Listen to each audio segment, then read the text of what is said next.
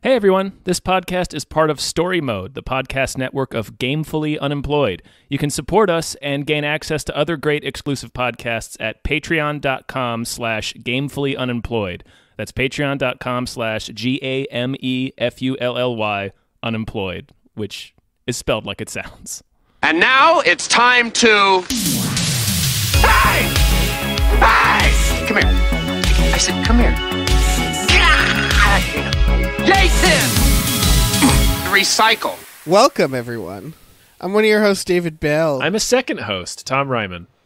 And for people who don't know, this is a show brought to you by our wonderful Patreon producer, Dr. DNA, where we are going through original films and pairing them with their remake, and we're talking about how they, compare. That word I used. Yeah. We're seeing how they measure up. Yeah, what's better, what's worse. Mm-hmm. So far, it's been... We've done everything. Well, no. We haven't done anything yet. We've done two pairs. Well, we've done two pairs. One of the pairs was True Grit, and those kind of both matched up in different ways. In the sense of, like, I liked them both for different reasons. And they both were still kind of had the same theme. Yeah. Very, very similar stories. Really, there was only very few differences between them. Yeah. After that, we did Amityville Horror, which had a big difference, where the new one sucked. Yeah. And the original sucked less. Yeah, the original merely sucked less.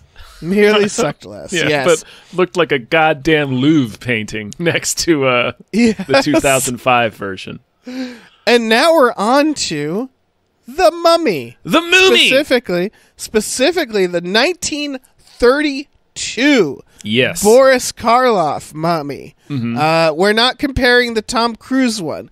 We're doing the 1932 and then, of course, the Brendan Fraser one. Yeah. I'm okay. I'm curious where you landed on this one compared to the new one, because I don't know about you, Tom, but I've seen the modern Mummy easily like 50 times. Yeah, probably. Yeah. It's been a few times. Yeah. I don't think I've seen it that many times, but maybe. It's definitely close, if not that number. I've seen the 1932 Mummy exactly one time, including this recent time. Well, let's try to... obviously, we're going to try to keep focused on this movie in this episode. Yes, but we will talk about the quality. Yes, and you're right. We have to keep focused, because our next episode after this will be to compare the two. Yes. And it's going to be really hard not to think of this in terms of the one that we all know and love. Yeah. I guess I wanted, because we do have a section for this later, mm-hmm. But I wanted to know, did you like this movie? Yeah. I have a soft spot for all the classic Universal monster movies. Okay. And I think this one has some pretty cool stuff in it. It suffers from the same problems that a lot of movies, if not every movie from this era had, which is it's still... Like this, we're talking. This is 1932, so like cinema is in its infancy still. Yeah. So productions are still treated kind of like theater. So there's a lot of people just talking in rooms. But that's every movie from this time. So, yeah, this is a pre-code movie. It's before the MP. Yeah. So there's a little bit of there's some gnarly violence in it that you might not expect. Little risque in some spots. They speak pretty explicitly about sex. It's not. It sounds funny to talk about that stuff like it's like taboo, because it's like the most chaste version of these themes that you could have. Like, but when you think about old movies, you tend to think about them being puritanical and fussily chaste, and this one is a little it's a little darker than you might expect. Looser. Yeah, there's a main character who she's just surrounded by the worst men. Her choice of men, including the mummy. Her choice of men is a rotting, toxic demon and a reanimated mummy. Yeah. Yeah, we were going to make the same joke. Yeah, we were. Obviously. Yeah, her love interest is a real dickhead. A real piece of shit. So, part of this is probably skewed because I tried to do the thing we're talking about. I tried to pretend like the Brendan Fraser film didn't exist. I guess what I'm getting at is I thought this movie was dumb. Except for one scene. There's one scene I really liked, and the rest of the movie I was like, eh. And I know it's old, and I factored that into it. Because I watch plenty of old movies that I like. Mm-hmm. I don't know. I thought this was like just kind of schlock. It didn't do much that was very creative or that felt like interesting. We'll get into it though. Let's get into the plot. That's our first section. Is where we talk about the plot. It starts with a goddamn text. This is the scroll of Thoth. Thoth, yeah. Heron set down the magic words by which Isis raised Osiris from the dead, etc., etc. There's this scroll that makes the mummy. Yeah, right? The movie begins by introducing us to this concept, the movie's MacGuffin, kind of, not really, but sort of. The scroll that can reanimate the dead. Right. The movie technically starts by rocketing around the pyramids at 400 miles per hour in this model shot, which is a good shot. It's dope, yeah. Yeah, showing the mummy. Very familiar music playing. It's Swan Lake. Yeah, that's okay. That they makes use sense. They use it for Dracula too. Early, it's like it's that song. It's an expedition by the British Museum in 1921. They're just in the room with the mummy. It's a bunch of honkies. They find the mummy that he says that it looks like it died in some sensationally unpleasant manner. Yeah, he wasn't embalmed. Like it's clear he was buried alive. Like the prayers have been gouged off of his coffin, so he's doomed to like an eternity of hell. And he's buried with this chest that has this curse on it that's like, don't fucking open this chest. Sentenced to death in this world and the next is what's written on the thing. Yeah, it's pretty dope, actually. Yeah, it's pretty intense. And it's like, once you learn what he did, which we'll get to, I was like, that's a bit of an overreaction, but sure. They soften it a little bit in the... Oh, not soften it, but they make it less about... Without comparing it to the new one. Without comparing it. It's spoilers, all the mummy did was he tried to resurrect his loved one with the scroll. Yeah. And then his own dad is like, you must be buried alive. And I'd be like, dude. Not his dad. That's the... I thought it was his dad. No, it's the pharaoh. It was the Anuxinamun's dad. Oh, okay. Okay, the person he was trying to resurrect. The person he was trying to resurrect. Okay, it's so the same name, Imhotep and Anuxinamun. Imhotep, yeah. He was just trying to bring her back to life, but it's sacrilegious, like extremely sacrilegious. Right. I would argue what they do to him is also it's pretty fucked up, yeah. And again, feels like an overreaction. When we see his like embalming scene is genuinely upsetting. Oh yeah, they did. Like they're just wrapping him up, and he's just like, I mean, Boris Karloff is a great actor. Yes. And his performance of the mummy in the movie is very interesting. But yeah, during that scene, he's just selling it with just these panicked eyes as his face is slowly being wrapped up in these wrappings. Right. It's a really good sequence. But it's very much, this movie starts like a modern horror where they just get to it. Yeah. In the first scene, the mummy comes alive. And it's in my opinion, probably the best sequence of the movie. I didn't want to get to this, but that was going to be the scene that I said. Yeah. Is the one scene that I really liked. The guy sees the mummy come to life, and they do an interesting thing because even though we mentioned that this is pre-code, so they could get away. Like, this is before there were ratings and stuff, so they could, like, you could have nudity and violence in movies in 1932. There wasn't a code or a rating system or anything, and some movies did in America. Yeah. But rather than do, like, the Mummy murdering anybody or, like, this really any kind of, like, monster movie stuff, it just has a guy crack. Like, he sees the Mummy. Yeah, you don't see the laughing. Mummy. Yeah, the Mummy walks out, and the guy just cracks, and it's very, very effective. Yeah, I love that they're they're like, we shouldn't open this. There's a curse on it, and it's like, come on, you're the British Museum. Like, when has that stopped you? Yeah. What do you care about any of that? So one guy is like, we shouldn't do this. The assistant opens it. Yeah. Creates the Mummy curse. So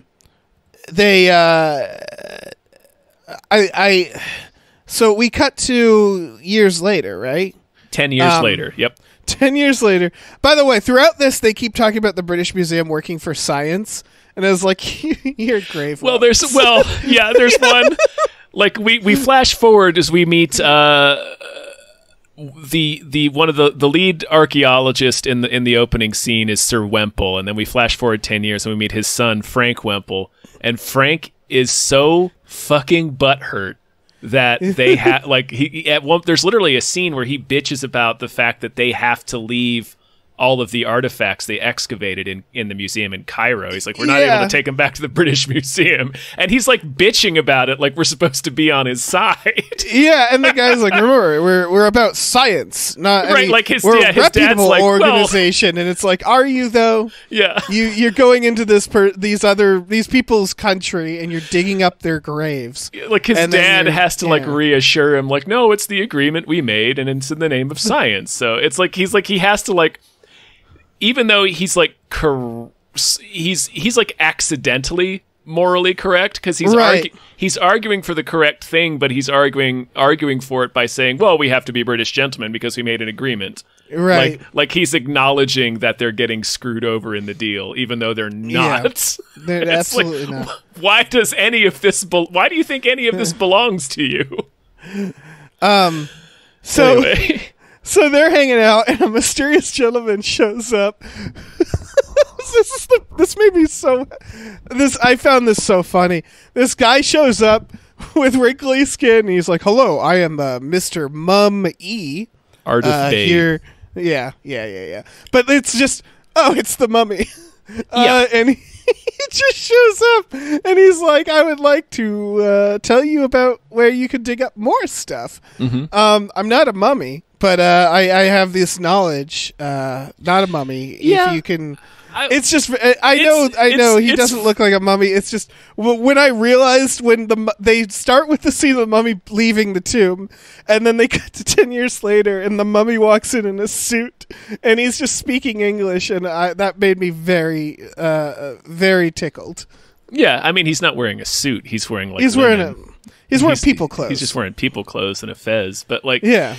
I was going to push back against it a little bit. It is, like, obviously it's kind of funny when you think about, like, what's he been doing for the past 10 years. What's this mummy been up to? But I like what they do here. Like, it's not, like, he's the mummy, but it's not like in a, I think considering the time and considering, like, people seeing this movie didn't have the pre-existing knowledge of having already seen the 1999 remake. So it's like they do this character where it's like there's something off about him. Like he's got a little, like his skin looks a little weird. He doesn't like to be touched. He moves very, very slowly and deliberately and speaks very slowly and deliberately. He also... He also looks like the mummy we saw. And I want to get to that in the next section. That's one of the few mistakes I think they made in the terms of the filmmaking. But like, because we see the mummy's face in the first scene. Mm-hmm. And then this fucker walks in and I'm just like, hey, that's the guy. That's the mummy from the scene before. They don't really attempt to hide it. And that's because these fussy British gentlemen kind of immediately find him out, like halfway through the movie, or not even halfway through the movie. They know he's the mummy. It's very funny to think like, oh, wait a second, we've been working for a mummy this whole time. Yeah. Yeah, it's, I don't know. They didn't try to disguise the fact that Ardith Bey is the mummy. No. So rather they had Karlov, they gave him some makeup, they really heightened his eyes because he had these intense eyes, and they just let him kind of do this interesting performance. So that he seems otherworldly and creepy. And I even though he's obviously the mummy, I still enjoy this approach to the character. Here's the thing: if I were the mummy, this is what I would do. I'd be like, oh, these honky bastards are just digging up everything. I'll just go to them and tell them to dig. Like, I don't need to hypnotize anybody. Yeah. I can just tell these British just tell them where to dig. To dig. Because there's a line like he is like supernaturally not able to dig up. He's simply not able to. There is a force that is keeping him from doing it. Right. It's just without referencing, I don't know, another movie. It's less scary to do it this way than having, like, for example, the mummy doing his own thing and them trying to stop him or something like that. Because the mummy is like, that's the shocking thing about this movie.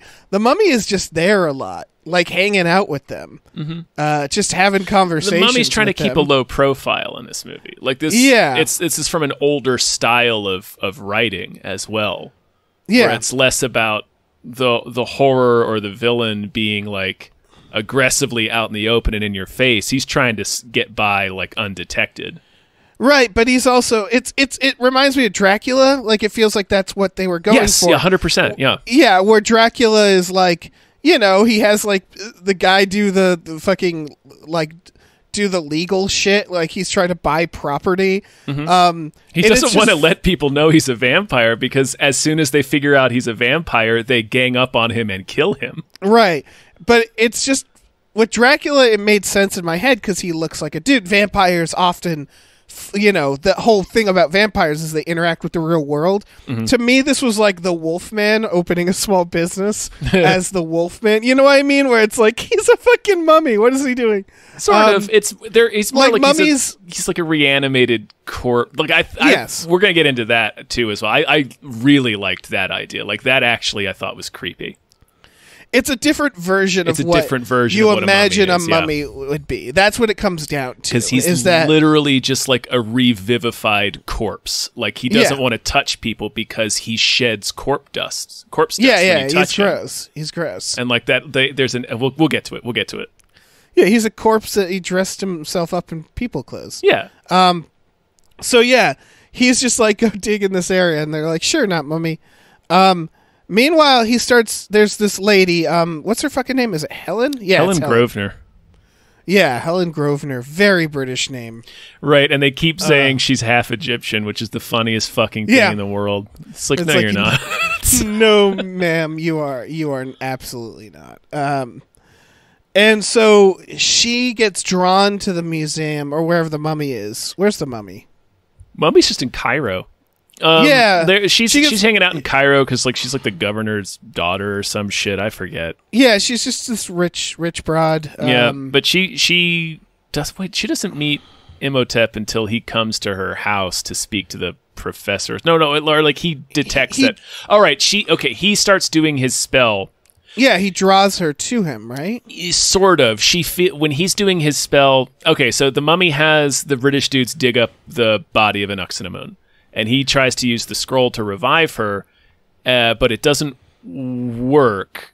And it instead connects to this Helen lady because she is the distant descendant of Anaximandrite. And she like gets like this spiritual antenna going off in her head, and he detects it too. So then he comes to her first. Mm-hmm. He comes to her house.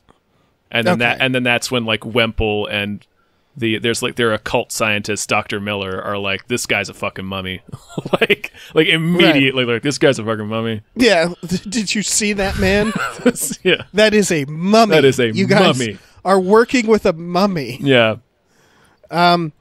I just remember he draws her to, I thought, the museum, and that would make sense. He does. The like, body's at the museum. When he leaves that night, she wanders out. Oh wait, okay, no, it's when he's doing. You're right. It's when he was doing the prayer. She wanders to the museum and collapses, and then Captain Frank Wemple dipshit. I was about to say something way more horrifying happens to her than had she made it to the mummy. She gets carried home by our handsy hero. Yeah, who gets really close to her, tells her that he thought the mummy was sexy that he uncovered, and then says the mummy looks like her. Yeah. And is like, we need to invent Mace now. Yeah. Like, she needs to go invent Mace, come back, and mace him. Mm-hmm. He didn't take her to the hospital. No, they don't do that. You don't take women to the hospital at this time. Yeah, he gets close to her face and says, "You really want to know why I didn't take you to the hospital?" It's an entirely new horror movie. Yeah. Like, is what's happening to her. And he goes in for the kiss. And since it's the 1930s, she's totally into it, but it takes some. And they're instantly talking about fucking. She's like, "We're gonna make love now, right here on this couch." And I'm like, "Yeah, all right." yeah. And then the mummy walks in. Thank God she's into it, I guess, because she's like stuck between two haunting individuals. What's this guy's name? This fucking Frank Wemple. Christ. He's the son of the archaeologist that dug up Imhotep 10 years prior. Right. He has no redeeming quality. His only redeeming quality is that he's handsome. Like, he has got there's nothing else going on. Yeah, he's like a real Zap Brannigan. Yeah. Like, he's like a real sex creep. He's a sex creep. He's completely scornful of Egyptian culture. Like, he's a real piece of shit, and he's supposed to be our male hero. Right. Although, to the film's credit, Helen ends up saving herself and the day. Yeah. Good for her. So that was nice. Yeah. Well, it's also Deus Ex Machina, right? Like, they do degree. Yeah. So I love the mummy confrontation scene because they basically just like sit him down and they're like, "So are you a mummy?" Listen, we know you're a mummy. Yeah. And he's like, "Yeah, what of it?" Yeah, basically that's how he responds. He's like, "Uh-huh, and what the fuck are you going to do about it?" Yeah, exactly. And these doddering old British academics are like, "Shit, he's got us there. We can't do anything to him." Yeah. I would at least be like, "Look, can we like interview you? Like, this is pretty big for us." Right, he doesn't really want much. He's not trying to take over the world. He wants to bring his dead lover back to life. Yeah, and the British, they're like, "Yeah, we've done worse." You know, like, we've done way worse. We did way worse today. Yeah. Just this morning, I did way worse. Yeah. So yeah, I guess let's chat with this mummy. Let's give him a lady to the sacrifice, and we'll have. Yeah, I mean that obviously that's the issue, is that he in order to resurrect Anaximandrine the way he wants to, he wants to murder Helen and then bring her back to life so that she will be a forever mummy alongside him. But these British people were like, "Oh yeah, you can sacrifice." Wait, a white woman? Oh no, sorry. Oh hell no, that can't happen. We can't do that. Yeah, no, sorry about that. We thought you meant one of these brown people. Yeah. We're gonna. I guess we're gonna have to kill you, mummy. We're gonna have to intervene here. Yeah, but he shows her. So he shows her his origin, his magic hot tub. Mm-hmm. And that's when we. I love that scene because she walks into Ardith Bay's house. And she's like, "There's not a single modern thing in here." And I'm like, "It's loaded with modern things." Yeah, just because he has like a few ancient Egyptian artifacts in his parlor, and she's like, "There's nothing modern in this room." Right? It's like, lady, I've been transported 3,000 years to the past. Like, he's got a fucking radio. He doesn't really have a radio, but like. But it's a period appropriate room, and she's like, "My God, I've been transported to the past." She's like, "A bunch of Egyptian artifacts from an old man in Egypt? Weird." Like, it's just, where else are you gonna find that shit? Yeah. And so, he stole the magic scroll, tried to bring his lady friend back to life. And then the Pharaoh was like, "We're going to give you the worst possible punishment." The Pharaoh turbo executes him. we're gonna bury you alive for failing to just for stealing a scroll and like maybe doing the dark art stuff. But I was thinking like, why do you keep that scroll there if you don't want people to use it? It's sacred. I don't know. It's the same mentality of burning people at the stake. It was considered extremely sacrilegious, so they fucking fucked him up. Maybe this is the equivalent of a fine where they're like, yeah, we bury everybody alive. That's what we do. Like if you park wrong, we're gonna bury you alive. That's just what we do. But like it just seems very harsh. It seems harsh in 2021. I'm saying like it's like the height of sacrilege back then. Yeah, that's fair. They're gonna fuck him up for that. Yeah, this is like if you tried to steal the Declaration of Independence, and like pretty much, yeah. We'd bury Nicolas Cage alive for that. We would, yeah. Yeah. And so I remember I'm vague on what happens after this. I do remember, or at least my notes are vague. Him smashing a glass open with his arm to get into an exhibit, which I thought was it's a very funny thing for a mummy to do. Yeah, there's a couple of quick glimpses of his super strength. Like we see the aftermath of he has bent bars open to get inside the museum, right. and in the scene he just fucking punches through these display cases like it's nothing. It's like, don't you have like magic? All right, I guess that works. There's a couple of things that happen in between. Like he kills her dog. I forget why, because it like knows he's dead or something. But like, so our three doddering British idiots, the two old men and Frank Wemple, are like trying to figure out what to do about this mummy. The mummy uses his magic to kill the elder Wemple. He gives him a heart attack. Right. And steals the scroll. He tries to kill the younger Wemple, who gets to this Isis charm in time to ward off the magic, but he almost kills him. Then he abducts Helen and takes her to the museum to get her ready for the ritual, and she's like, both spirits are within her at once, like she's both Anaximon and Helen at the same time, and she's kind of at war with that. And as Anaximon, she rejects him. Like when she realizes what his plan is. Like his plan is he's going to murder the fucking shit out of her. Like embalm her and dip her in like gold and shit. It's like really fucked what he's about to do. I was very confused by this because she's basically like, I don't want to die. I'm your lover. I look exactly like her. What's the problem, mummy?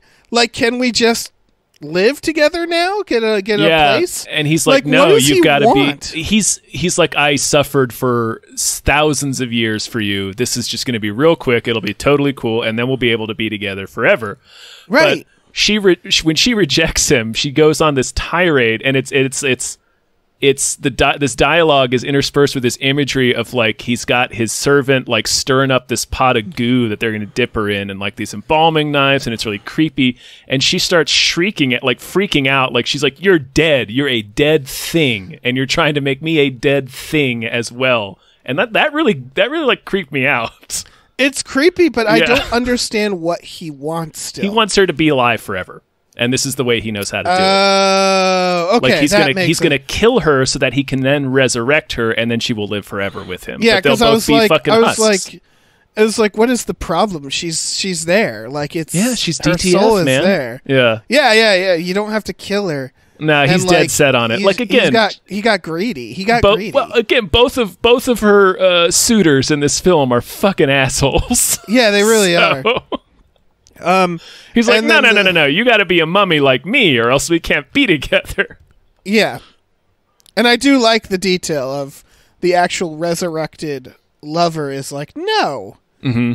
I don't want to do that. Yeah, why would I do that? You're an actual corpse, and like she grabs him, and like his skin comes off in her hand. Like it's a good detail. Like it's thinking, realizing that what the mummy is just a corpse that has it's been revivified, so it's like kind of moving around under its own power, but it's still a corpse. Yeah. It's a corpse with like Fantasia magic. Yeah, like a remote controlled corpse. Yeah, it's like it's kind of alive, but it's still like this like unnatural husk that's shambling around. That's like that's creepy. Oh yeah, that's and like great. what kind of jizz is he gonna throw out at her? No, I don't think that's gonna be some any kind of haunted cheese. concoction coming out of his dick. Listen, if we want to be real about it, it's whatever he still has in there, and then nothing else ever again. That's true. Just dust. He's got one jizz in him, and it's probably that jizz has been curdling for 3,000 years. Exactly. And after that, it's just going to be like dust. Yeah, exactly. After that, it's nothing. Just thinking about them having weird, papery corpse sex is just gross. Yeah, it's not fun. Probably beetles. It's probably got beetles inside of them. There'll be some beetle play for sure. Yeah, there's definitely going to be some light beetle play. Yeah. Luckily, he gets zapped by a statue and falls apart. Yeah, she because Anaximandrine was a priestess of Isis, and there's an Isis statue in this room, this embalming chamber where he's taken her. She prays to Isis using her ancestral priestess powers, and Isis destroys the scroll, which kills the mummy. It's her boon. It's her superpower. It's her limit break. Yeah. Yeah. That's the movie. It's only like an hour and 17 minutes. Yeah, it's real short. Yeah. And like I said at the beginning, like it almost reminded me of a modern horror movie that like gets right to it. Mm-hmm. That's just like let's do it. Let's horror. Cut the shit. Go. We're in this. Yeah. Yeah. But that's the plot. Do you want to talk about people? Sure. Then let's talk about people. We got Boris. Yeah, old Boris Karloff as the Mummy. As the Mummy. Like I said, it's weird that he just like talks in English and hangs out, but what they mainly like use for Boris Karloff, in my opinion, the thing that they're like is their money shot, is that one close up of his face they keep going back to, right? Mm-hmm. Where he's just staring like a motherfucker. Yeah. And it's a great shot. It is. It's a great shot. It feels like they spent everything, all their budget, everything on that one shot because they knew, like, we light this, we shoot it right.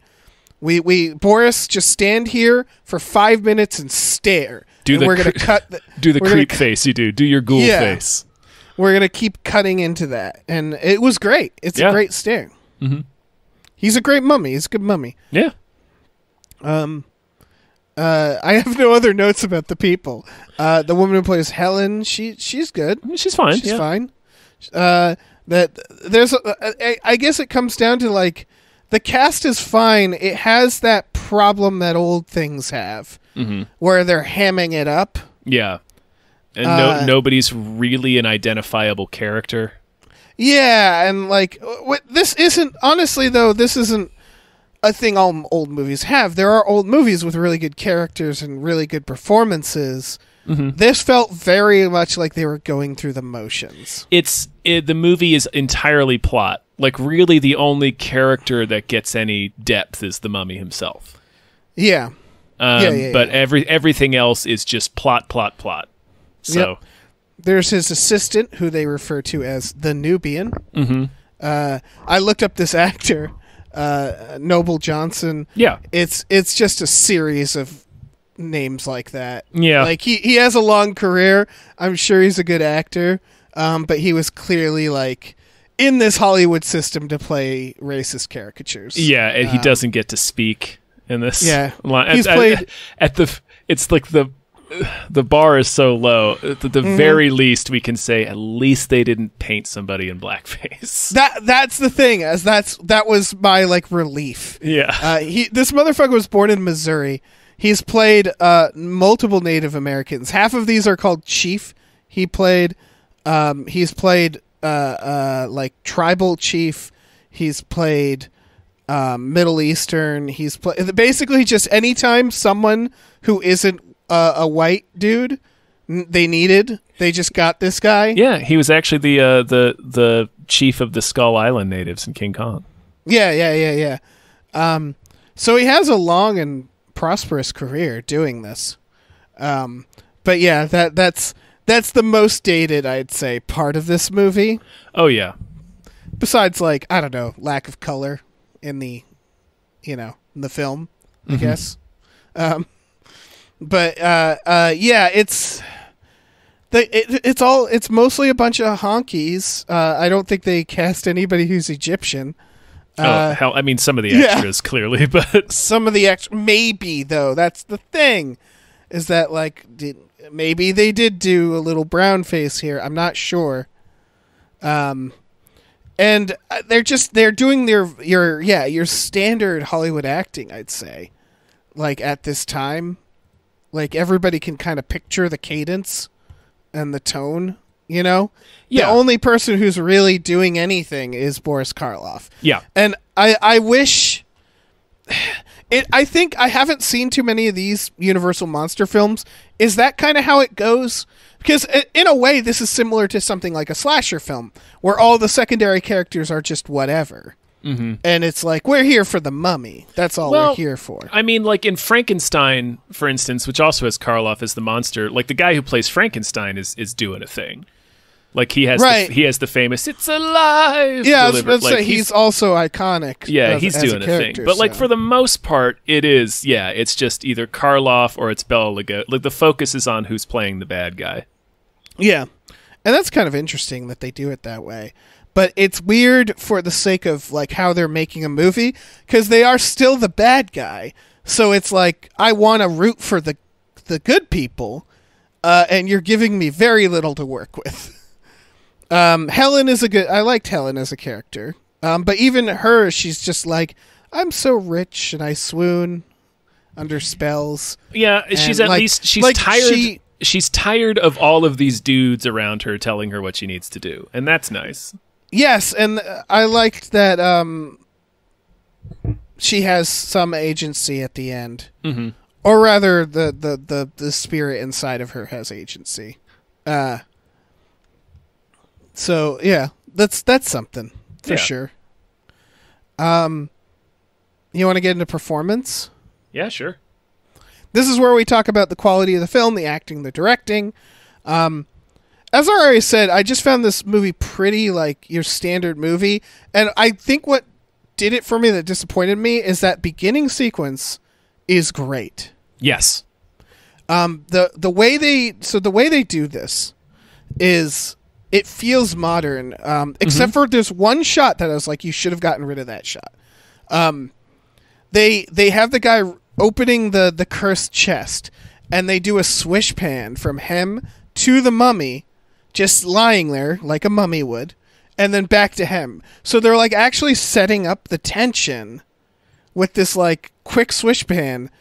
And I expected them to switch back over to show that the mummy's gone. You know what I mean? That would have been cool. Yeah. Instead, they do a close-up of the mummy slowly waking up. Mm-hmm. And that's the shot that I wish they had gotten rid of, because the next shot, he's like looking at the scrolls and stuff, and they just have the mummy hand come in and like pick up a piece of paper or like touch it. And then the guy turns, he looks, he screams, and it's like a jump scare scream. Like, it startled me. And then he starts laughing, and it pans over just as the mummy leaves the room, so you just see the dressings. Yeah, you see his little feet shuffling out. Yeah, and that was fucking creepy. Had they not done that close-up, in my opinion. Yeah. That one close-up, I think, kind of ruined it. Yeah. You know, but they had so many other elements of that scene figured out so well. Yeah, it's just... It's so weird to me because all those other shots were perfect. Yeah, I don't. Yeah, for sure. And I wouldn't go so far as to say it ruins it, but it definitely undercuts it, or undermines it rather. Undermines it. Yeah, because all the other shots are feeding the idea of you don't see the mummy move, and that's really cool. And then had they then cut to Boris Karloff showing up, like hello, you don't immediately say, oh, that's the mummy. I saw his face. Yeah. Because of the close-up, you can tell it's Boris Karloff. So I wonder if that's like a studio note or something. Maybe. I know Karloff was already a sensation after Frankenstein. Yeah. So this movie was very, very heavily advertised as him as the mummy. So like that surprise is kind of already ruined. Yeah.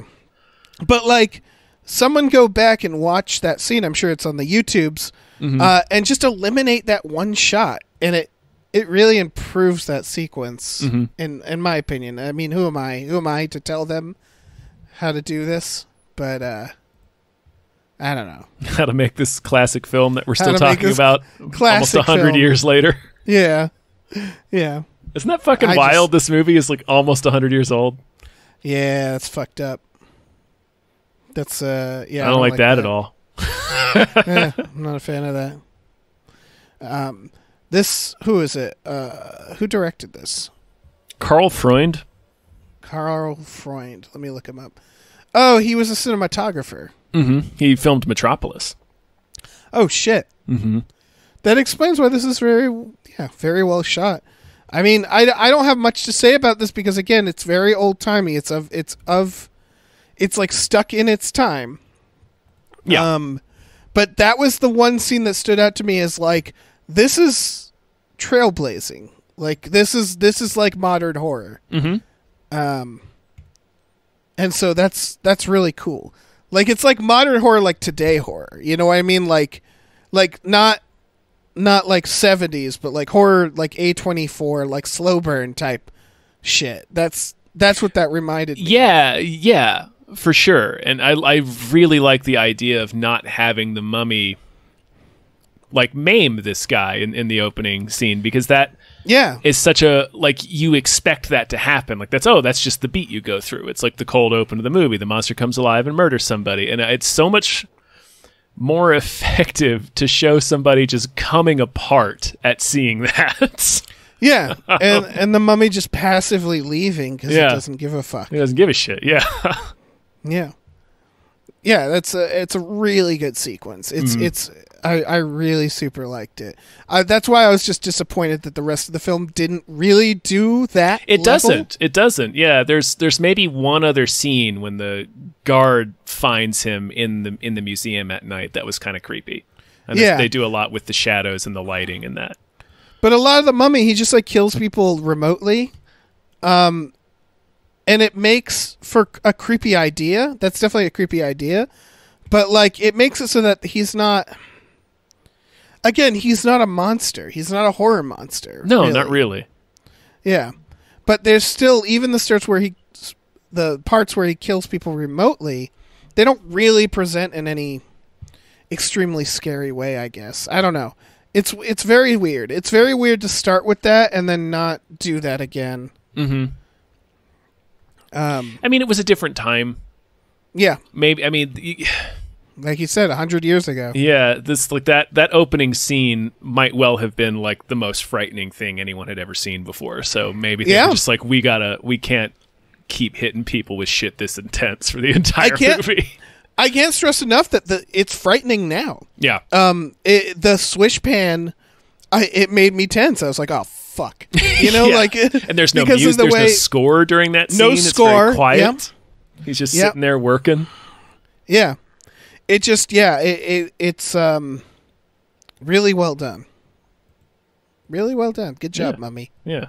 Nice work, Mummy. Nice work, guy who shot Metropolis. Good job. The most iconic imagery ever created. You get the Dave and Tom seal of approval.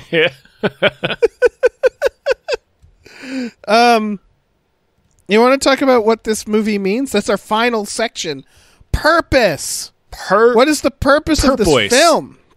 Yep. Not Dolphois. Purpose. No, purpose. This certainly isn't an art house film. No, this movie doesn't. I don't think this movie means anything. It's just supposed to be a horror yarn. Yeah, I guess that's my question is, we kind of already touched on it. What are the morals of this movie? And the morals feel like it's the problem. It's the things we've talked about where it's like, it's totally fine the British are doing this. Like, I guess if you wanted you just gotta watch out for mummies. Ooh. We're doing we're yeah. Like, mummies. That's the morality of this film has to do more with omission than with what they're saying. Where it's not recognizing, because nobody cared at the time, not recognizing what the British were doing. Yeah. And making them the heroes of this tale. But they're not really. Like they don't No. they don't do anything, and that's what I wanted to say. Is I think if we do a little bit of maybe a lot of the movies work for it, but if we do some of the movies work for it, you could draw a thread connecting what happened with Imhotep, where he was punished egregiously by an archaic system, and then Helen, who is the same thing is happening to her. She's being kept under house arrest, we learn, because she's being treated by Dr. Miller for whatever reason. But she basically has to be kept in Cairo, and she doesn't want to be there. She wants to go do stuff.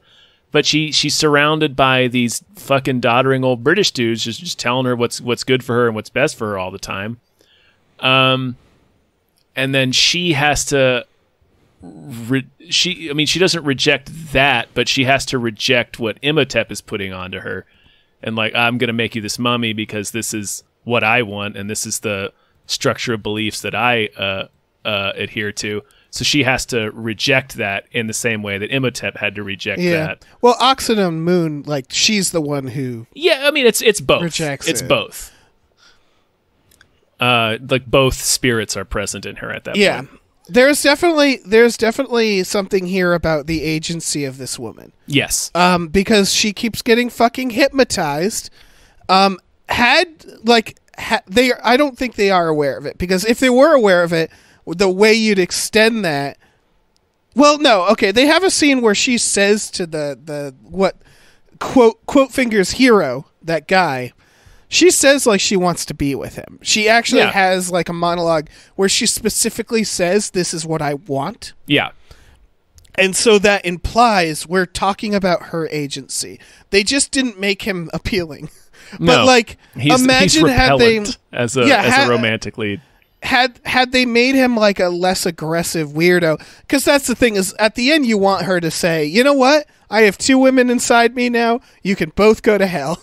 I'm leaving. I'm going to go start a small business. Mm-hmm. I'm going to do my own thing. Yeah, I'm going to do my own fucking thing. That's how that agency should have naturally went. But I do think there's something here where it's the idea of this is a woman who's everybody's telling her what to do, including this fucking mummy. Yeah. She gets a mummy spell, and then she is able to break free because of her own decision of saying, no, fuck that. Mm-hmm. No, mummy.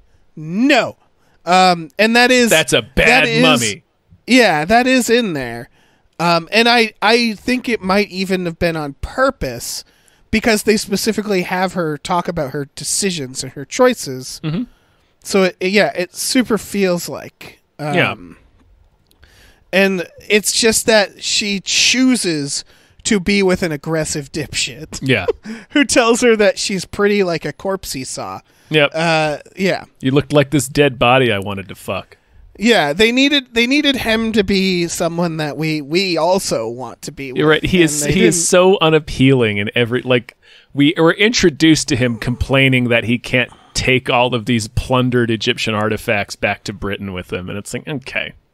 Right, if the movie was self-aware, like today, that exact character saying all the same lines... He'd be the bad guy, yeah. Would be the bad guy. He'd be the Billy Zane in Titanic character. Yeah. The guy's like, ooh, you. Like, yeah, and that's what it could have led to, is her being like, you know what, you also suck. It's what we're doing here sucks. I'm getting the fuck out of here. But yeah, they don't quite make that. They almost set it up, and then they don't do it. But I do think the purpose of this, there is a underlying message about agency for this woman. And this that's interesting. Mm-hmm. That's a purpose.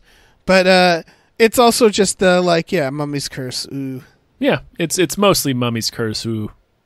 yeah. They're not trying, again, it's the mummy. It's the 1930s mummy. Yeah, they're not trying to win any awards here. Yeah. This isn't the Green Knight or anything. Yeah. Like they're just trying to scare us with a stupid mummy. Mm-hmm. Yep. Yeah. So I don't know. I recognize that this is a good film. I didn't really like it ultimately, but that's like, fair. But also, like, who gives a shit what I think about the 1932 The Mummy? You know what I mean? Yeah, that's fair. That's also Yeah. fair. I agree with that. Yeah. Who gives a shit Yeah. what you think? Yeah, that's like someone being like, I didn't like The Wizard of Oz. And it's like, yeah, well, too bad. Yeah, that's fine. Like, it's The Wizard of Oz. Yeah, I mean, it will continue to be this.